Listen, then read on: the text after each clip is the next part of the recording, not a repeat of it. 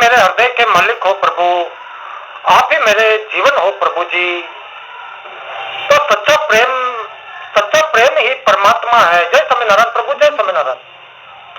तो श्री राधे राधे पूजनीय माता बहनों भाइयों मित्रों एवं स्वजन, आप सभी को मंगलम शुभ प्रभात। परम पूज्य जया किशोरी जी, चेतना शर्मा जी को राधे राधे। माता जी पिताजी को सत सत नमन वंदन। आप सभी का दिन खुशियों भरा हो, सुखमय हो, शांतिमय हो, ठाकुर जी के साथ हो। तो आइए हम सब कुछ चर्चा करते हैं। आइए हम जानते हैं कि सच्चे प्रेम की तुलना परमात्मा से क्यों की गई है। आइए जानते हैं सच्चा प्रेम क्या होता है। जहाँ सच्चा प्रेम होता है वहां पर भरोसा, विश्वास, समर्पण आदि निहित रहता है। प्रेम में सिर्फ दिया जाता है, लिया नहीं जाता है। तो प्रेमी का दुख मेरा दुख, प्रेमिक का सुख मेरा सुख, यही सच्चा प्रेम होता है। और सच्चा प्रेमी अपनी प्रेमिका को सिर्फ देना ही देना चाहता है, उससे बदले में कुछ भी नहीं लेना चाहता है। यही नियम, यही सिद्धांत परमात्मा का है। परमात्मा हमें सब कुछ देता ही रहता है और देता ही रहता है, हमसे कुछ भी नहीं लेता है।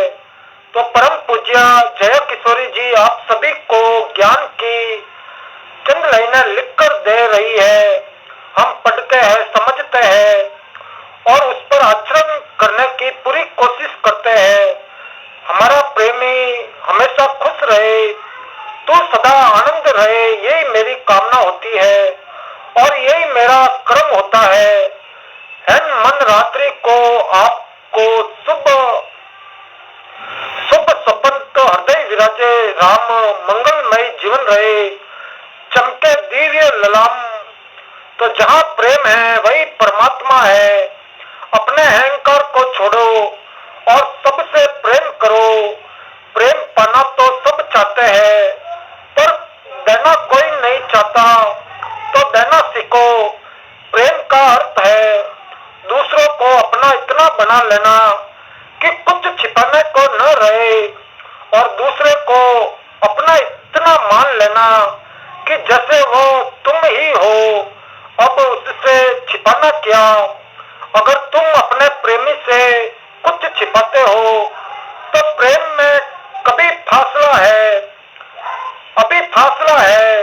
कुछ भी हो वो छिपाना।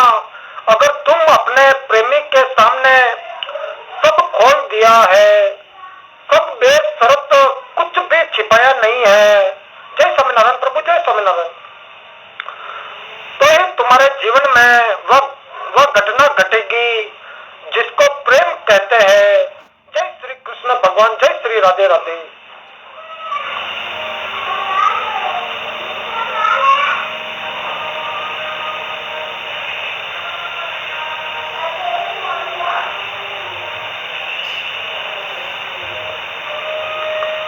तो नारद जी ने देखा कि मंदिरों में लोगों की भीड़ हमेशा लगी रहती है और हर कोई ये सोचता है कि उससे बड़ा भगवान का भक्त कोई भी नहीं। तो नारद जी बहुत ही उत्सुक हुए ये जानने के लिए कि सबसे बड़ा भगवान का भक्त कौन है। जय स्वामीनारायण प्रभु, जय स्वामीनारायण।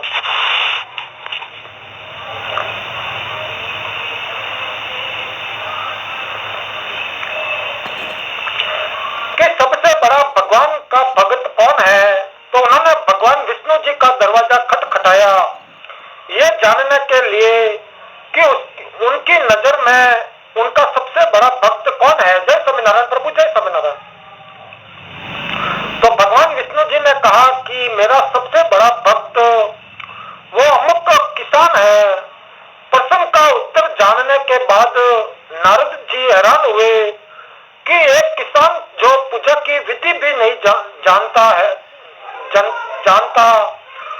वो इतने बड़े बड़े उपासकों के होते हुए भी भगवान का सबसे बड़ा भक्त कैसे हुआ। यही प्रश्न नारद जी ने भगवान से किया। तो भगवान विष्णु जी ने कहा कि ये किसान प्रतिदिन अपना हल जोतने का कार्य, जय स्वामीनारायण प्रभु, जय स्वामीनारायण, कार्य शुरू करने से पहले पूरी निष्ठा से मेरा स्मरण करता है और फिर कठिन कठिन परिश्रम करता है और अपने कार्य की समाप्ति पर फिर से मेरा नाम स्मरण करता है। जय स्वामीनारायण प्रभु, जय स्वामीनारायण। तो कर्म ही पूजा है। राधे राधे।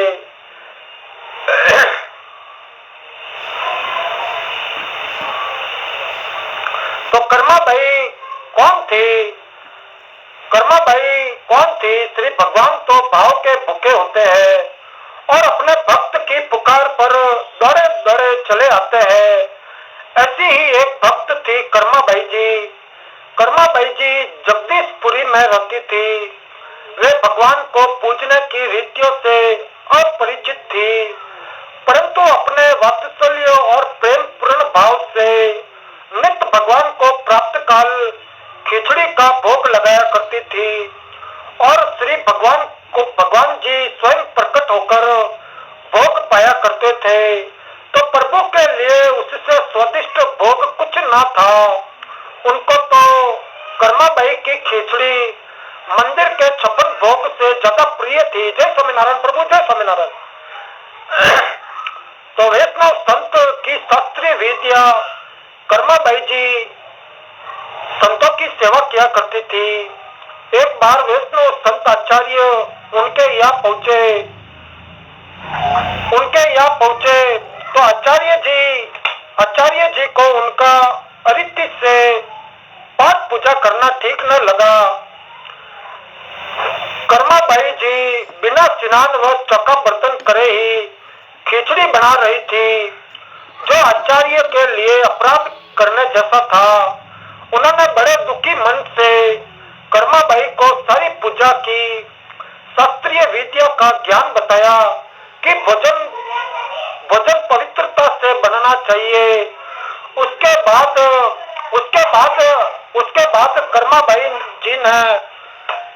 कर्माबाई जी ने संत जी के बताए गए उपदेश का पालन किया। स्नान आदि में भी मैं ही कर्माबाई को बहुत समय लग गया और भगवान उनकी अत्यंत स्वादिष्ट प्रेम पूर्ण खिचड़ी का इंतजार करके चले गए। तो श्री जगन्नाथ जी फिर उनके घर पर भोग पाने आए, पर तब वे चौका बर्तन साफ कर रही थी, इसीलिए खिचड़ी बनाने में देर हो गई। तो भगवान को इंतजार करता देख कर्माबाई ने जल्दी से खिचड़ी परोस दी, पर तब तक तो बहुत देर हो चुकी थी। इधर जगन्नाथ जी खिचड़ी ग्रहण कर ही रहे थे कि मंदिर से उनके लिए बुलावा आ गया। मंदिर का घंटा बजने लगा और भगवान बिना मुख साफ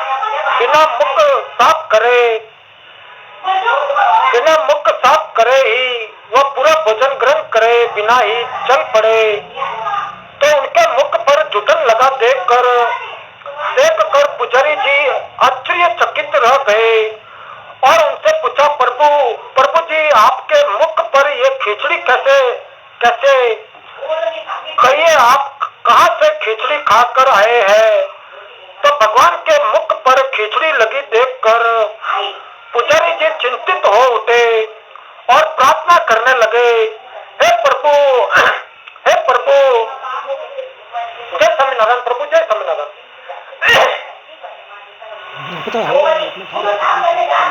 हे प्रभु, इस दृश्य को देखकर हमारी वाणी अवरुद्ध हो गई है, हमसे कुछ कहा नहीं जाता। आज हमने ये नई बात देखी है, कृपा प्रकट कीजिए। तो श्री जगन्नाथ जी बोले कि मेरी एक भक्त है कर्माबाई, मुझे वो अनन्य प्रिय है। वह नित्य प्राप्त काल खिचड़ी का भोग बड़े प्रेम से, बड़े भाव से मुझे अर्पण करती है।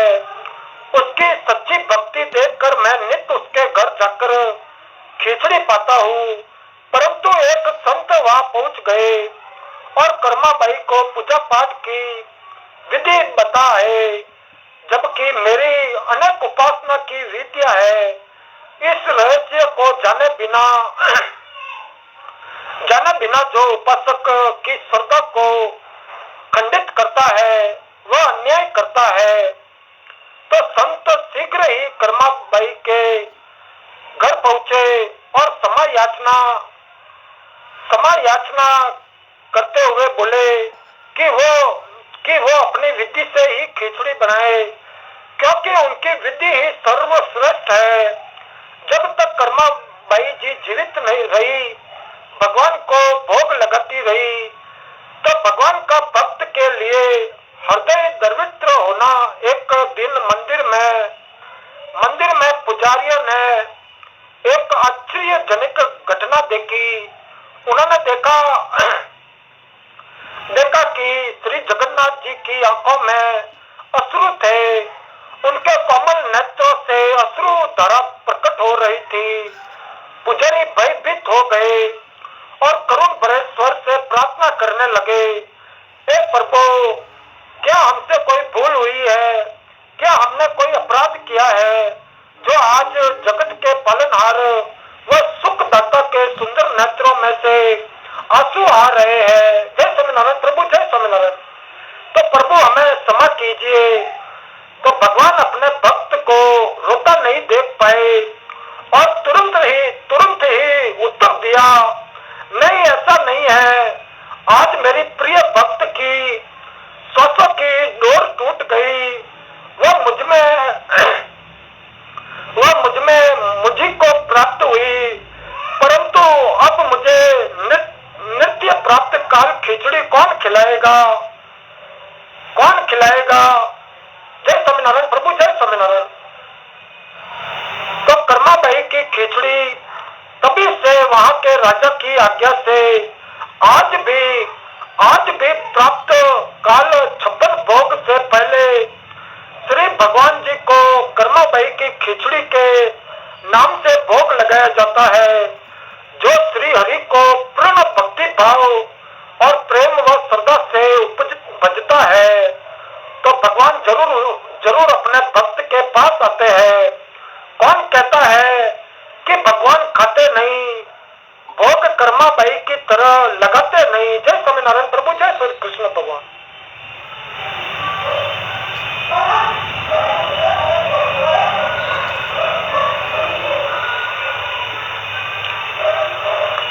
जब हम श्री कृष्ण शरण मम महामंत्र का जाप करते हैं, तो हमारा पत्थर रूपी कठोर हृदय माखन के समान कोमल हो जाता है।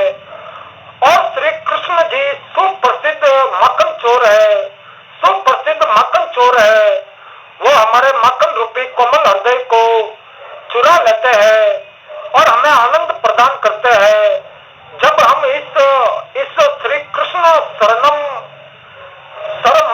महामंत्र का प्रचार करते हैं, तो दूसरों को जप करने की प्रेरणा देते हैं। तो मानो कृष्ण जी के लिए और ढेर सारा माखन तैयार करने की कोशिश करते हैं। ऐसा करने से हम कृष्ण जी के और प्रिय हो जाते हैं।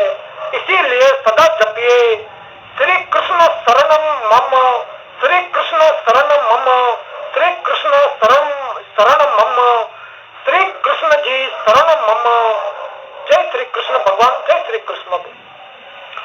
जब कोई हाथ और साथ दोनों ही छोड़ देता है, तब कृष्ण कोई न कोई उंगली पकड़ने वाला भेज ही देता है। जय स्वामीनारायण प्रभु, जय स्वामीनारायण।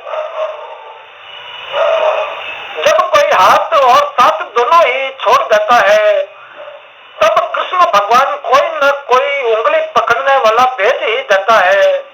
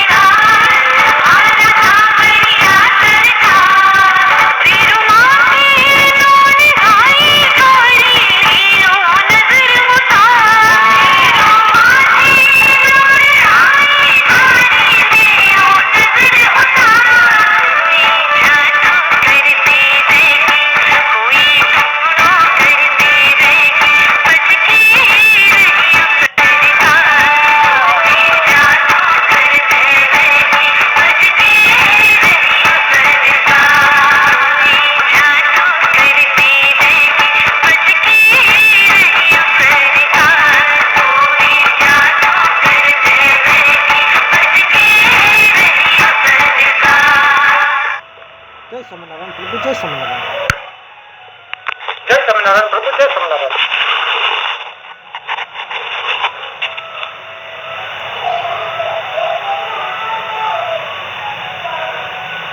तो जब कोई हाथ और साथ दोनों ही छोड़ देता है, तब कृष्ण भगवान कोई न कोई उंगली पकड़ने वाला भेज ही देता है।